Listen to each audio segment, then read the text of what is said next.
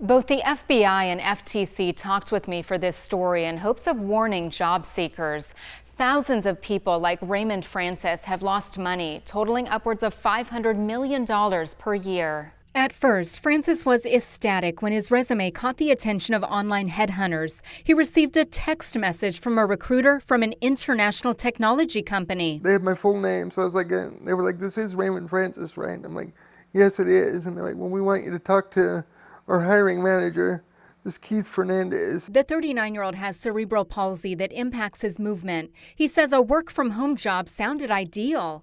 Francis then received an invitation for a text interview. It seemed perfectly legitimate because he had all the standard questions that you would ask during an actual interview. The next day, Francis was told he got the job. They set him up on Teams and sent him official-looking hiring paperwork.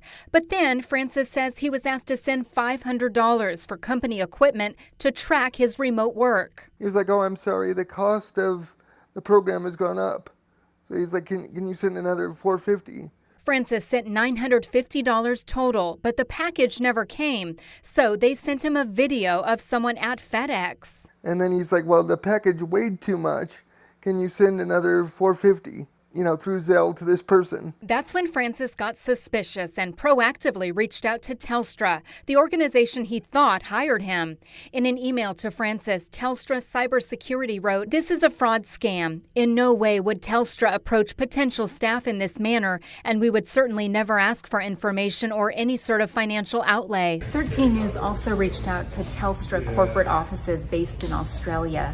A spokesperson tells me that Francis was never an employee in their system, and unfortunately, it is common practice for scammers to impersonate large organizations or well-known brands in this way. And they're incredibly persuasive. The same way other people go to work every day, scammers go to work every day figuring out how to talk people out of their money. And we always tell people, don't ever pay to get a job, and don't send money back to someone who says that they sent you too much money. Rhonda Perkins with the Federal Trade Commission says 50,000 people reported job scams to her office last year, losing $1,700 on average. Paul Spark with the FBI Tucson office says artificial intelligence is helping criminals copycat websites and fine-tune their scam with improved spelling and grammar. Those hints are going away. So we really have to be more proactive in trying to verify the company that we're hopefully going to be working for and not relying on the information that's being provided directly to us. Like I said, at the time it seemed perfectly legitimate, but as I think about it, there were a few things that were unusual.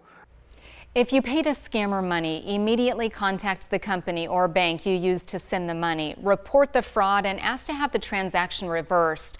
If it's done within 24 to 48 hours, there's a better chance of getting your money back. So far, Bank of America has denied Francis's request to dispute the transaction, and a company spokesperson never got back to us for an interview. Rebecca Taylor, 13 News.